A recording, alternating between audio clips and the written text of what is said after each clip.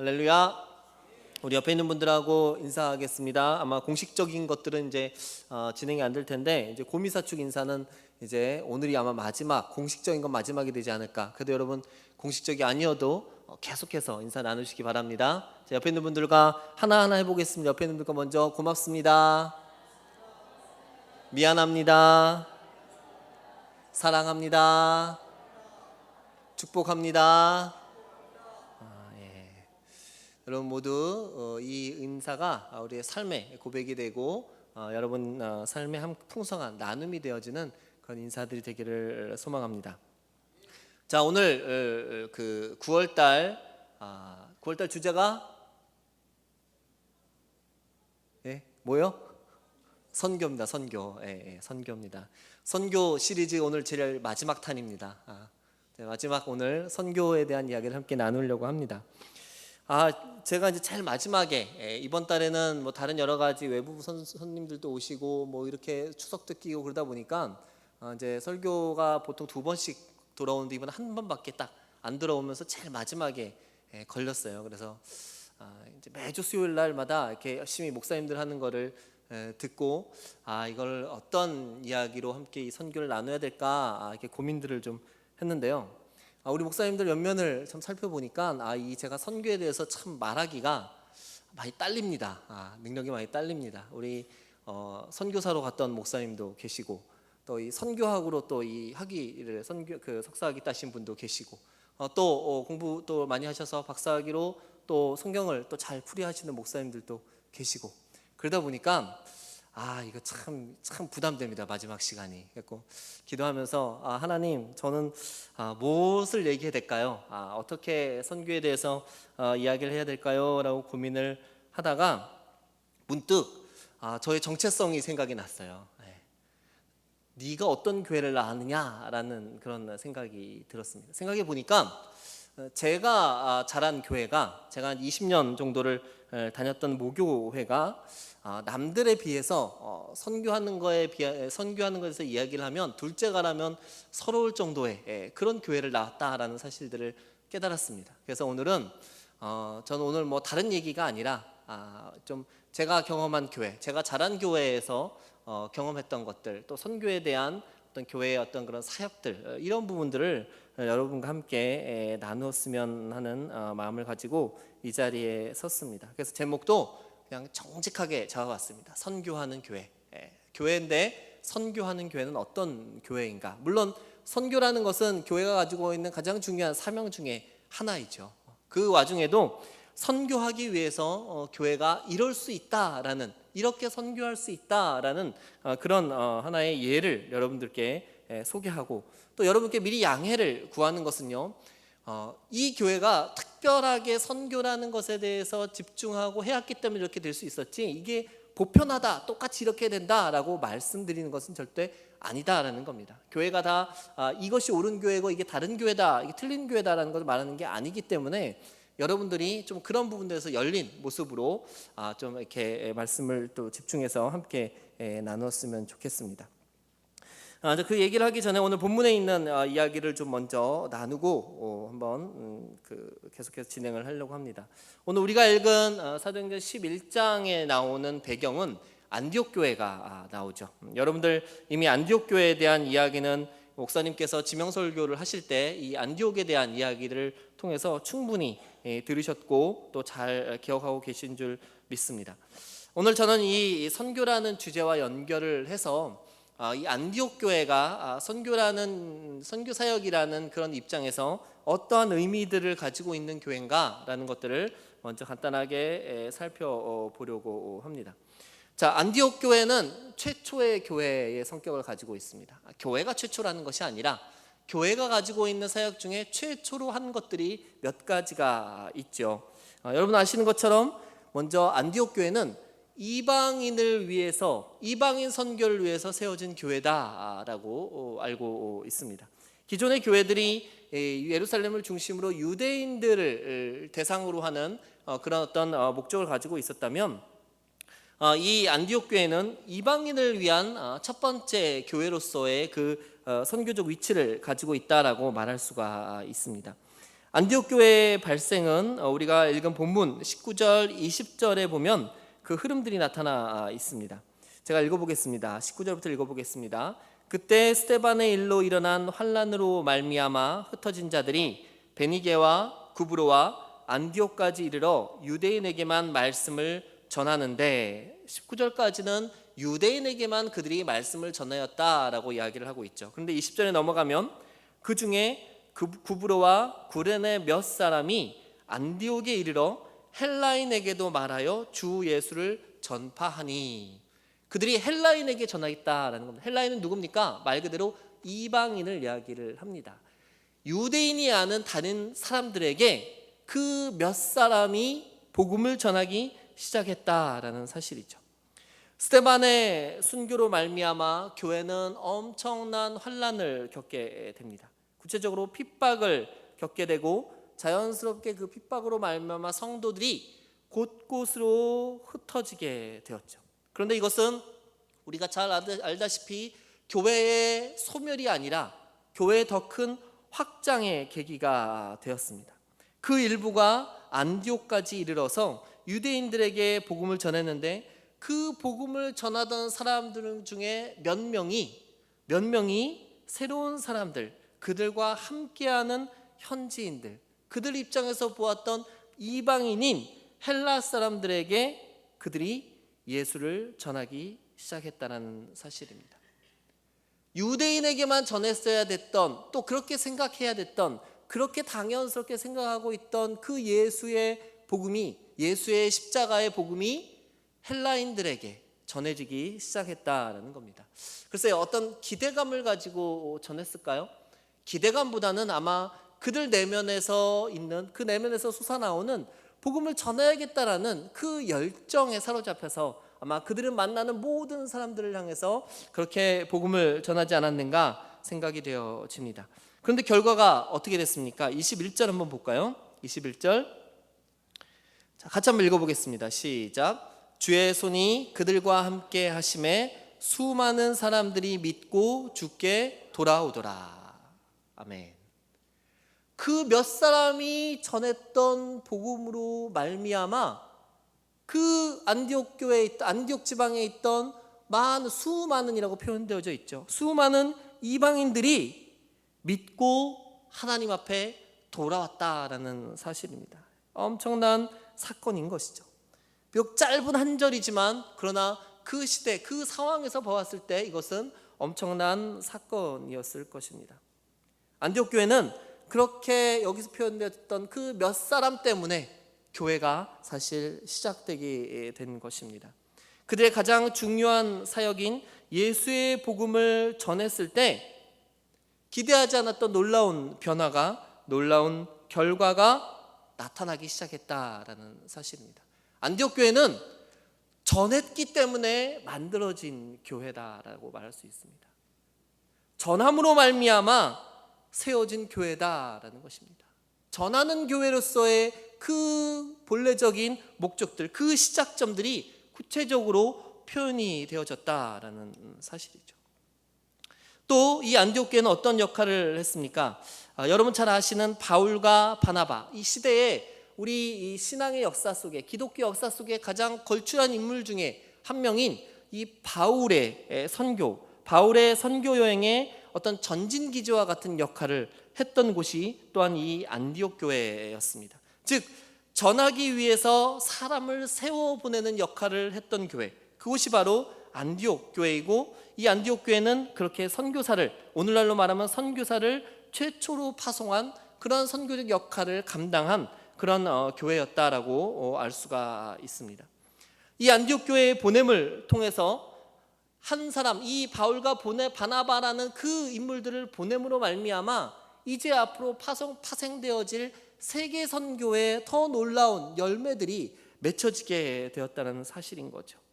이들을 통해서, 이들의 보냄을 말미암아 하나님의 구체적인 사역들이 보여지게 되고, 그리고 우리가 읽고 있는 사도행전, 성령행전이라도 불리우는 이 복음이 전하여지는 이 사역들이 어떻게 보면 이 안디옥 교회라는 이방 교회, 그리고 선교사를 파송했던 이 교회로 말미암아 시작이 되어졌다라고 우리가 알 수가 있습니다. 그런 선교의 전진기지로서의 역할들을 보여줬고, 아까 전하는 교회에서 또한 보내는 교회로서의 그런 역할들을 안디옥 교회가 보여주었다라고 볼 수가 있습니다. 또 오늘 본문을 통해서 이 안디옥 교회가 가지고 있는 또 하나의 특징들을 잡아볼 수 있는데요. 그것은 가르치는 교회라는 사실입니다. 양육이 일어났던 교회다라고 살펴볼 수가 있습니다. 26절에 보면 그 안디옥 교회의 부흥의 소식을 듣고 바나바가 이제 이 안디옥 교회를 방문하죠. 그리고 이들을 권면하고 바나바는 다시 다소에 가서 바울을 데리고 안디옥 교회로 돌아오게 됩니다. 그리고 그들이 행한 일들이 26절에 나와 있는데, 안디옥에 데리고 와서 둘이 교회에 1년간 모여 있어 큰 무리를 가르쳤다라고 기록이 되어져 있습니다. 바울과 바나바는 그 안디옥 교회를 통해서 바로 나간 것이 아니라 그들의 사역들, 교회 안에서 성도들을 가르치고 성도들을 세우는 사역들을 했다라는 사실입니다. 그들이 무엇을 가르쳤을까요? 그들이 어떤 것들을 가르쳤을까요?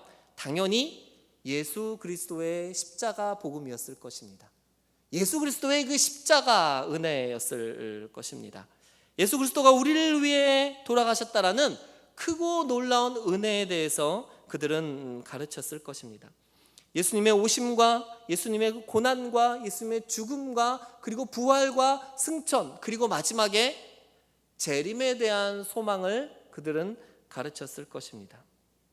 당연히 그들의 가르침은요, 그 교회, 그 무리들 가운데 마지막으로 다시 오실 예수 그리스도, 재림을 준비하는 종말론적인 삶, 종말론적인 신앙의 눈을 가지게 했고, 그와 함께 또한 동시에 선교적인 교회를 세우는데 분명히 역할을 했다라고 믿어집니다.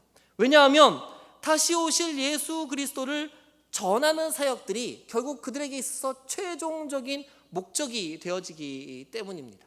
사람들에게 다시 오실 예수 그리스도를 기다리며 살아라 라고 말하는 것뿐만이 아니라 이 예수를 너희들은 나가서 전해야 된다라고 분명히 얘기했다라는 것이죠.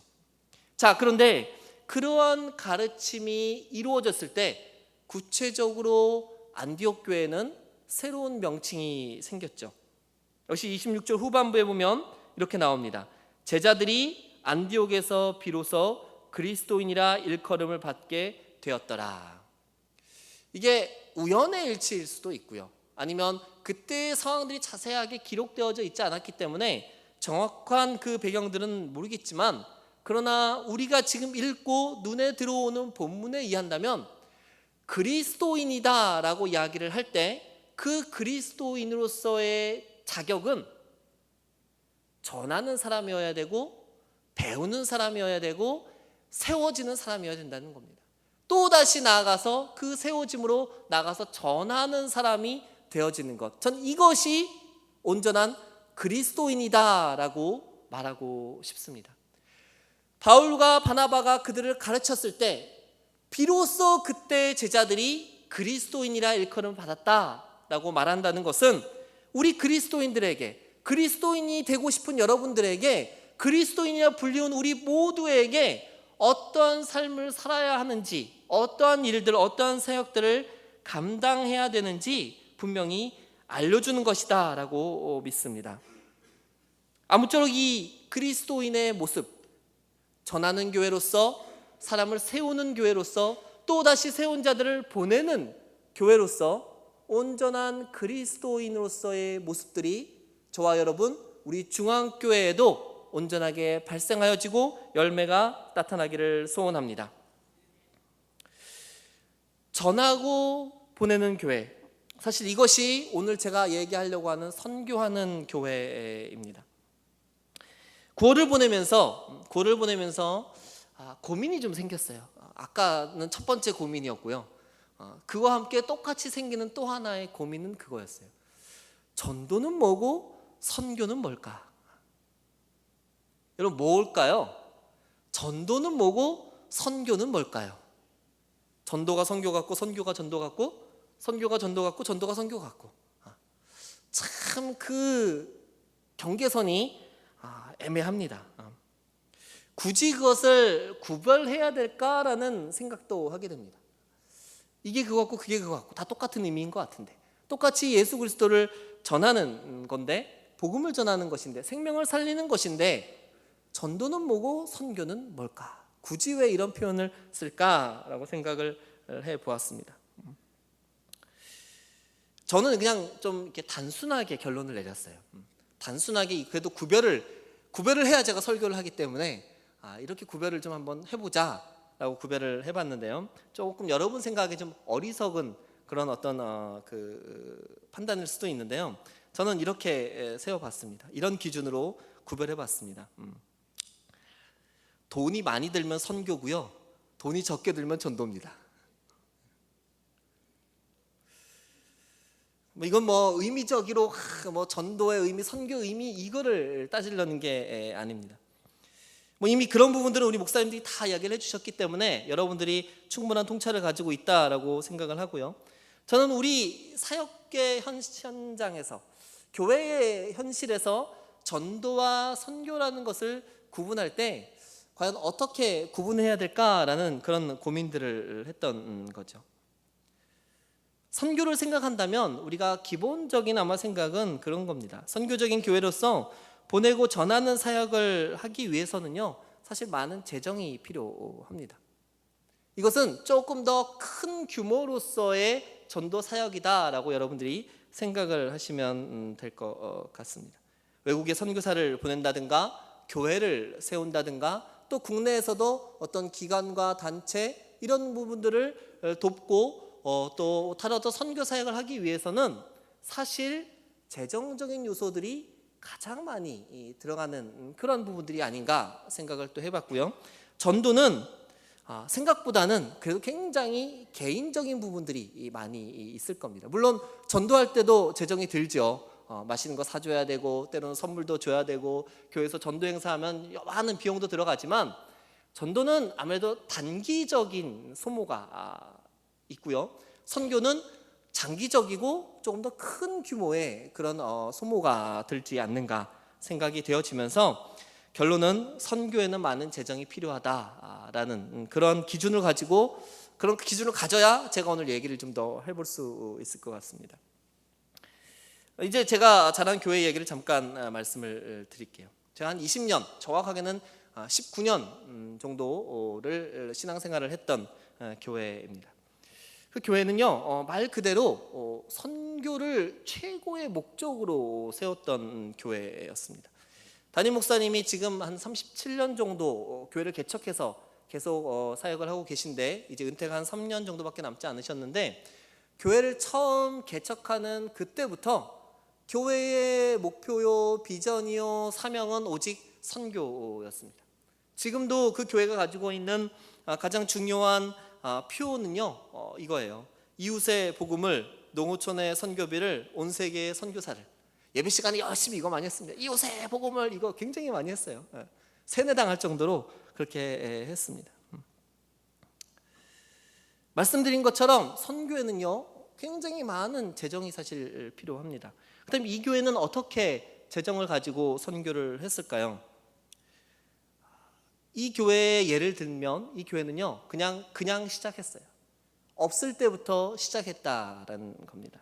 예를 들면 교회를 처음 개척해서 1, 2년 정도밖에 안 됐을 때, 동네에 조그만 2층 상가 건물, 그런 교회 있을 때, 그때부터 선교를 시작했는데요. 그때 목사님이 처음 시작한 것이 농촌교회들을 도왔습니다. 농촌교회 월 한 5만 원, 10만 원 이렇게 보내기 시작했어요. 하루는 그 선교를 지원하는 교회들을 한번 한 집사님과 같이 목사님이 이렇게 한번 돌아봤습니다. 어떤 교회인지 또 어떻게 교회 성장하고 있는지 가봤어요. 근데 갔다 왔는데 같이 갔던 집사님이 그렇게 얘기하더래요. 목사님, 그때는 전도사님이었구나. 전도사님, 우리 선교하지 맙시다.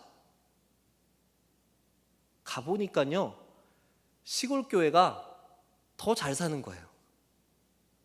더 잘 사는 교회한테 계속 선교비를 보내고 있었던 거죠. 근데 목사님이 그렇게 얘기를 하셨다는 거예요. 집사님, 비록 지금은 우리가 못 살지만 그러나 시골 교회는요, 한계가 있습니다.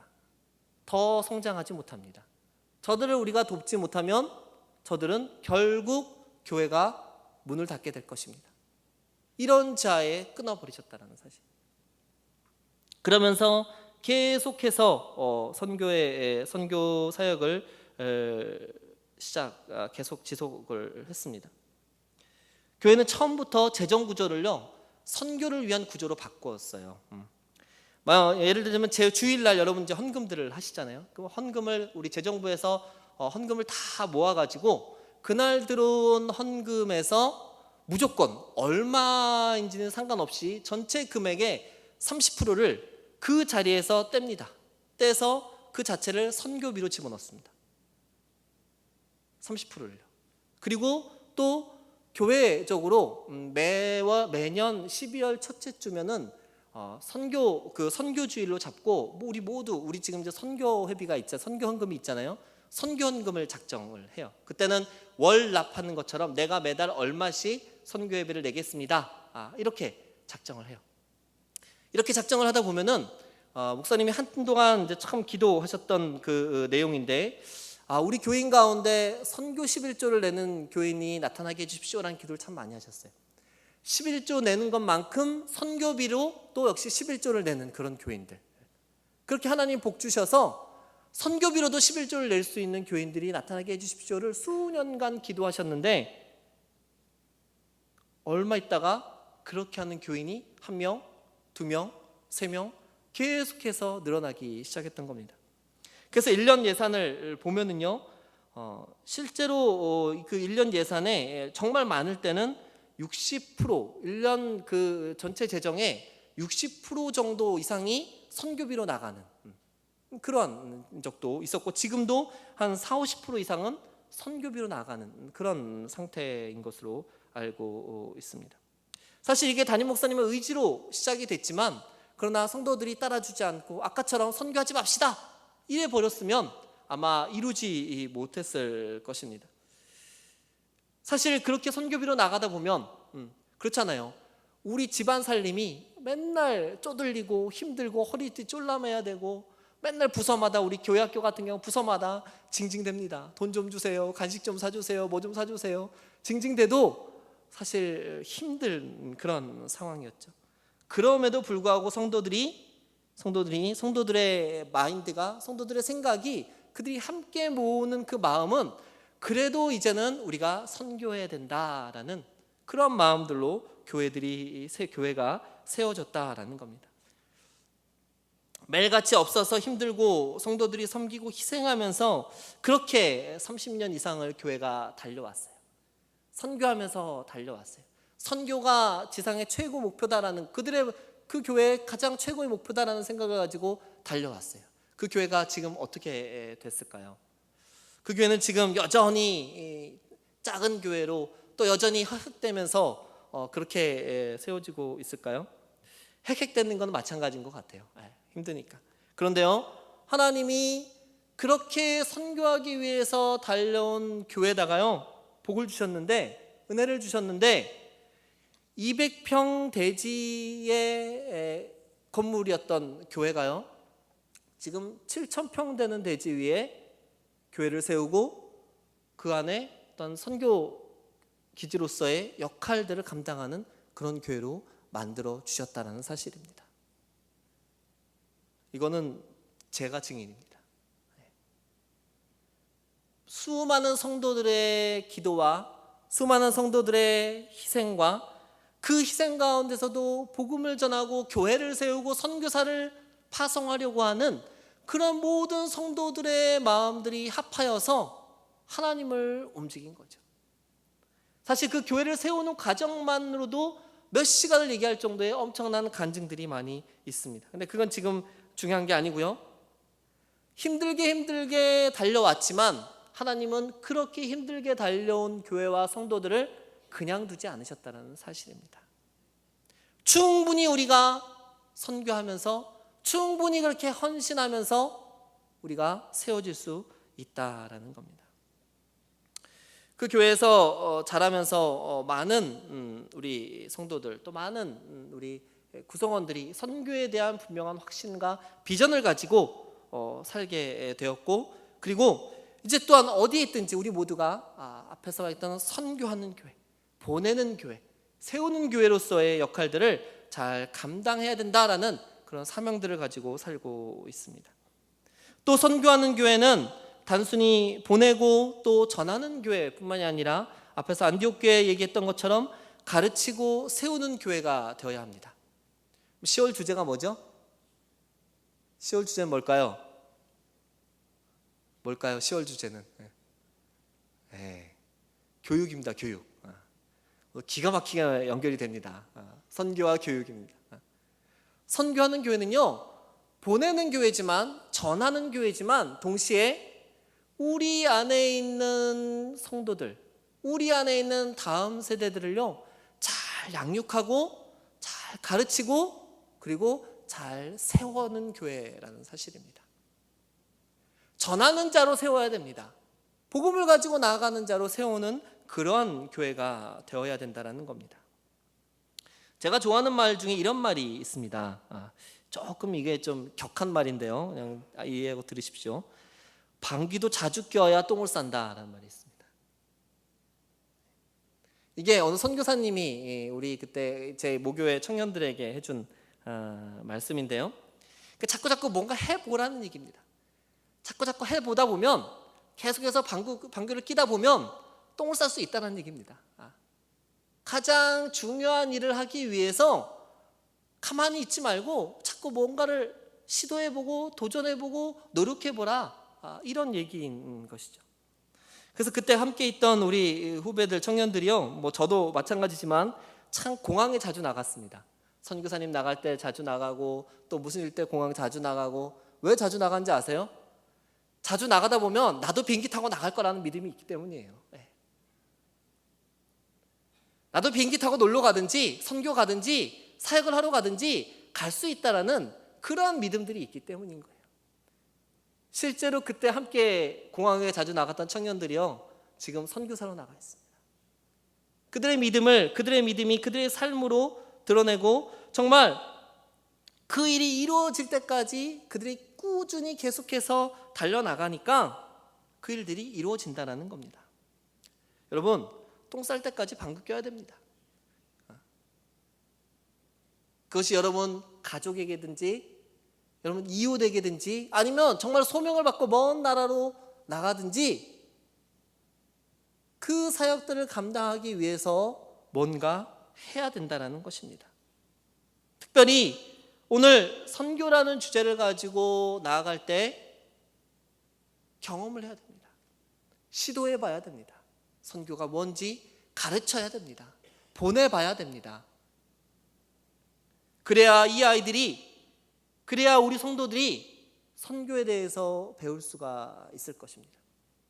이곳에 앉아서 듣는 것도 중요하지만 직접 몸으로 나아가 부딪혀보고 훈련해보고 연습해보면서 저들 가운데 보내는 사람이 나오든지 직접 가는 사람이 나오든지 기도함으로 중보하는 사람들이 나오든지 그렇게 만들 수 있다는 사실입니다. 전 교회가 가지고 있는 선교의 역할 중에 한 가지가 바로 이렇게 하도록 도와주고 후원하는 것이라 믿습니다. 어린아이로부터 장년에 이르기까지, 노년에 이르기까지 누구든지 이 가정 가운데, 이 양육 가운데, 이 가르침 가운데 이 선교에 참여할 수 있도록 길을 열어주고 기회를 줄 필요가 있다라는 사실입니다. 선교적 교회는요, 선교사를 많이 키워내는 교회가 아닙니다. 선교적 교회는요, 모든 성도들이 선교에 대해서 비전을 품고 마음을 품고 그것을 위해서 움직여지는 그런 교회라고 저는 믿습니다. 제 모교회 청년들이 그 교회에서 세운 선교지가 있습니다. 그곳에 학교도 세웠고 병원도 세웠어요. 매년 그곳에 갔습니다. 10년 동안 갔어요. 10년 동안 한 해도 빠짐없이 계속해서 갔습니다. 제가 지금 우리 꿈의 정원 아이들이랑 꿈키 여행으로 지금 3년째 똑같은 곳을 갔는데요, 사실 거기서 영향을 받았습니다. 여기저기 가는 게 아니라 최소한 제가 봤을 때 그곳에서 얻어진 열매들이 굉장히 크고 놀라운 것들임을 보았기 때문입니다. 관계가 만들어지고 그 아이들의 서로 그 교회와 우리 중앙교회와의 그런 신뢰감들이 형성이 되어지고 또 우리가 계속해서 봄으로 말미암아 그곳에서 맺혀지는 열매들이 확인되어지는 그런 모습들을 봤습니다. 그 교회는 청년들이 10년을 다녀오니까요, 거의 모든 청년들이 한 번씩 다 갔다 오게 됐더라고요. 갔다 왔다고 해서 모든 청년이 다 선교사로 세워지는 것은 아닙니다. 그 가운데 부르심을 받은 자들은 선교사로 세워졌고 그 가운데 또 다른 부르심을 받은 사람들은 다른 일들 가운데, 다른 사역들 가운데 세우심을 받았습니다. 그렇게 어른들과 청년들과 어린이들 모두가 그러한 선교의 환경 가운데 노출되어질 수 있도록 교회가 가르치고 또 교회가 후원하고 교회가 세워져야 될 줄로 믿습니다.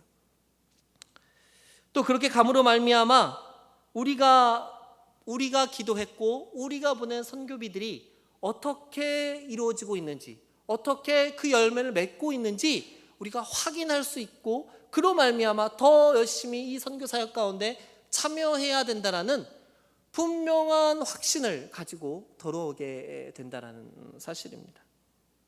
그래서 저는 기회가 된다면, 여러분 모두 기회가 된다면 청년들, 어린이들에게만 좋은 거 시키지 마시고요, 여러분들도 직접 그 땅을 밟아보시면서 여러분들도 우리가 행하는 선교의 사역들에 대해서 한번 경험해 보셨으면 좋겠다라는 그런 바람을 가지고 있습니다. 또 가르치고 세우는 교회가 될 때 어떤 것들을 가르쳐야 되는가? 저는 교회가요, 성도들에게 비전을 가지도록 가르쳐야 된다라고 생각을 합니다. 여기서 말하는 비전은 개인이 잘 되는 비전이 아닙니다. 주제가 선교잖아요. 선교에 대한 비전을 가르쳐야 됩니다. 여러분들이 선교사로 부름받지는 않았지만 그러나 여러분들이 선교의 비전을 가질 수가 있습니다. 어떠한 비전을 가질 수 있겠습니까? 우리 권사님들 중에서도 제가 몇 번 그런 얘기를 들었는데, 당신이 하시는 일들을 통해서 100교회를 세우겠다, 이것만큼 확실한 비전이 없습니다. 여러분들이 하시는 일들로 말미암아 여러분들이 지금 하고 있는 일들을 통해서 하나님, 내가 이 일을 통해서 교회를 세우겠습니다. 내가 이 일을 통해서 선교사 한 가정을 내가 후원하겠습니다. 내가 이 일을 통해서 어느 지역에 교회를 세우고 싶습니다라는 그러한 소망함이 우리 모든 성도들에게 생겨나기를 소원합니다. 요즘 여기 또 이렇게 어제 뭐 얘기를 좀 하다가 우리 목사님들하고 얘기를 하다가 로또 복권 얘기를 좀 했어요. 만약에 여러분에게 100억이 주어진다면 뭘 하시겠습니까? 절대 나한테 그런 일 안 일어날 거야. 그런 믿음은 맞는데요. 그래도 만약에 여러분에게 100억이 생긴다면 여러분 어디다가 쓰시겠습니까? 갑작스럽게 때아니게 어제 그런 논의를 좀 했어요. 우리에게 100억이 생긴다면. 그런데 그 논의 중에 중요한 한 가지가요, 내가 100억이 생겼는데도 나는 뭘 해야 될지 모르겠다라고 생각하는 사람들이 많다라는 겁니다. 삶의 목적이 없는 거죠. 삶의 비전이 없는 거죠. 나에게 꿈이 있다면, 여러분에게 비전이 있다면 그러한 물질들이 채워졌을 때 그 일들을 감당하겠다라고 이야기할 수 있는 그런 확신과 그런 비전들이 세워졌으면 좋겠습니다. 그래서 여러분에게 지금 안내하잖아요. 여러분, 선교에 대한 비전을 세우셨으면 좋겠어요. 아니, 나에게 단돈 몇 천만 원이 생길지라도 내가 하나님의 영광을 위해서, 더 많은 영혼들을 살리기 위해서 이런 일들을 하겠습니다라고 기도하고 하나님 앞에 나아간다면 하나님이 안 채워주실까요? 글쎄요, 제가 봐온 사람들에 의하면 분명 하나님 다 채워주셨습니다. 중요한 건 여러분에게 비전이 없기 때문에 채워지지 않는 거예요. 우리에게 꿈이 없기 때문에 채워지지 않는 것이죠. 감당할 수 없을 정도의 100억은 아닐지라도 여러분들의 비전을 이룰 그 대가들을, 그만큼을 하나님께서는 채워주실 줄 믿습니다. 교회가요, 성도들에게 바로 그러한 비전, 그러한 목표들을 세워주고 넣어줄 필요가 있습니다. 많은 성도들이, 제가 자랐던 교회 그 성도들이요, 그런 기도 제목들을 가지고 있어요. 또 실제로 그렇게 하는 성도들이 있어요. 한 가정이 한 선교사를 후원을 합니다. 한 가정이 교회를 세우기도 했어요. 또 많은 가정이 역시 교회를 세우고 선교사를 후원하는 일에 헌신하고 있습니다. 그런데요, 단기적으로 끝나는 것이 아니라 지속적으로 하고 있다는 사실입니다. 그래서 선교는 재정이 많이 든다는 겁니다. 그러나 그 가운데 하나님이 그들의 주머니를 채우십니다. 그들이 사역할 수 있도록, 그들이 가지고 있는 그 비전을 이룰 수 있도록 하나님이 채우신다라는 사실입니다. 왜요? 하나님의 일이기 때문입니다. 시간이 벌써 많이 갔네요. 세 가지만 간단하게 정리를 해보겠습니다. 제가 선교하는 교회라고 제목을 잡았는데, 그렇습니다. 우리가 가져야 될, 우리가 나아가야 될 방향성은 선교하는 교회가 되는 것입니다. 첫 번째는요, 그 방법 세 가지를 제가 잡아봤는데, 첫 번째는요, 우리의 마음을 길러야 됩니다. 마음의 결단을 이루어야 합니다. 선교는요, 그냥 하는 게 아닙니다. 우리 친구, 제 동기 선교사가 이런 글을 남겼어요. 이걸 봤는데요, 이렇게 쓰여 있습니다. 선교나 하지요. 뭐 여기저기 다니면서 연금 나오니까 선교나 하러 다니고 그러려고 그럽니다. 일찍 은퇴하면 뭐하냐니요? 선교나 하면 되죠. 많은 사람들이 자신의 권리를 포기하고 부름에 응답하여 선교사가 된다. 그런데 먹고 살 만큼 벌어놓고 매달 넉넉히 나오는 연금 덕분에 이제는 선교사라는 이름을 가지고 선교나 하는 분들이 간혹 있기에 마음이 아프다. 사실 우리가 9월 한 달 동안 선교에 대해서 이야기하면서 선교사님들에 대한 얘기를 사실 별로 안 했어요. 지금도 시간이 없기 때문에 많이 못하겠지만요, 지금 세계 곳곳에 나가 있는, 우리 교단만 해도 지금 1000명이 넘는 선교사가 나가 있습니다. 60개국 이상의 1000명이 넘는 선교사가 나가 있는데요, 그 많은 선교사님들 모두는요, 사실 생명을 걸고 나가신 분들이에요. 선교나 하러 나간 분들이 아니라는 사실입니다. 그들의 생명을 걸고, 그들의 삶을 걸고, 그들의 자식들까지 함께 나아가서 가장 위험할 수 있는 곳에서 지금도 복음을 위해서 하루하루 살아가고 있는 바로 그런 분들입니다.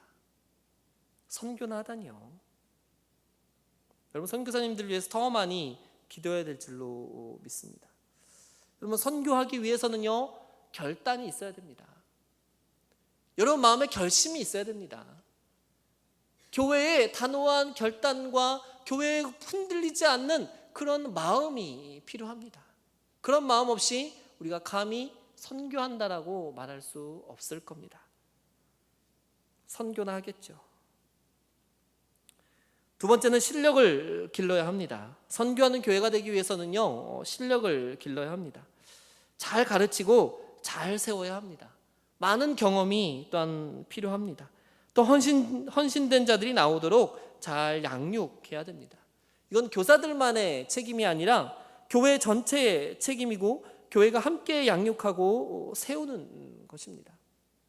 청년들 단기 선교 많이 가잖아요. 제가 그렇게 얘기를 합니다. 야, 절대로 100% 네 힘으로 가지 마라. 100% 네가 다 재정 모아서 가지 마라. 철저하게 다른 사람들의 도움을 받아서 가라.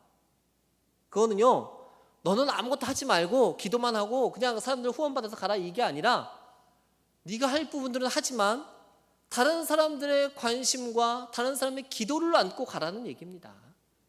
액수가 많고 적음을 떠나서 함께하는 공동체가 떠나는 사람들 향해서 기도해 줘야 돼요. 관심을 가져줘야 돼요. 그냥 제가 가는 거니까, 혼자 주요 온 거니까, 혼자 여행하는 거니까, 이게 아니라 온 교회가 그 사람에게 마음과 기도와 관심을 넣어주는 겁니다. 또 단기 여행을, 단기 선교를 가는 사람들은 어떤 자세여야 됩니까? 그들이 밟는 그 한 걸음은요, 내 발걸음이 아니에요. 나를 이곳에 보내준 그 사람의 발걸음인 거예요. 내가 이 땅을 위해서 기도하는 기도는요, 나만의 기도가 아니라 나를 위해서 기도해주는 그 사람과 함께하는 기도라는 사실이에요. 절대로 나 혼자 움직여지는 것이 아니라 절대로 나 혼자 움직여지고 나 혼자 쌓고 나 혼자 좋은 경험하는 것이 아니라 교회는 보내는 사람으로서 떠나가는 사람으로서 함께 움직여지는 것이고 그것으로 말미암아 더 많은 선교의 경험과 선교의 실력들이 쌓아져야 된다는 사실입니다.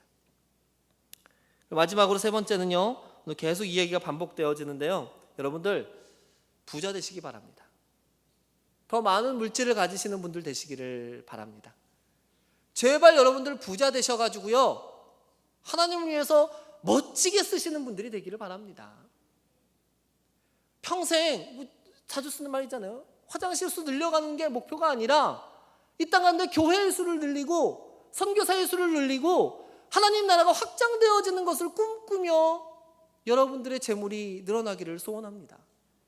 그것을 위해서 여러분 기도하셨으면 좋겠어요. 목사가 재산 늘려달라고 기도하면 이상하죠. 여러분들은 가능한 거예요. 더 큰 부자가 되시고 더 크게 주를 위해 일하실 수 있는 분들이 되셨으면 좋겠습니다. 나를 위해서 쓰면 하나님의 공급은 끊어질 것입니다. 그러나 하나님 나라를 위해서 쓰면, 하나님의 영광을 위해서 쓰면, 주의 나라가 확장되어지는 것을 위해서 쓴다면 하나님은 여러분을 위해서 계속해서 여러분의 주머니를 채워주실 줄 믿습니다. 여러분 멋진 부자가 되셨으면 좋겠습니다. 하나님을 위해서 여러분 부자가 되셨으면 좋겠습니다. 꼭 부자 되시길 바랍니다. 하나님께 헌신하시는 분들 되기를 바랍니다. 잘 되는 사람들은 딴 데 있지 않습니다. 나를 통해서 가능할 것이고요, 나를 통해서 하나님이 일하신다라는 그 믿음을 가지고 나아갈 때 우리 교회는요, 우리가 속한 교회는요, 우리의 공동체는 사람을 보내는 교회이고 사람을 세우는 교회이고 그렇게 마지막 때 주의 복음을 전하는, 십자가를 높이 들고 나아가는 선교하는 교회가 되는 줄로 믿습니다.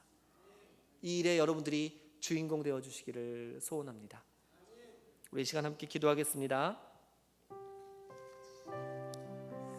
두서없이 오늘 말씀을 전했는데요, 마음은 한 가지입니다.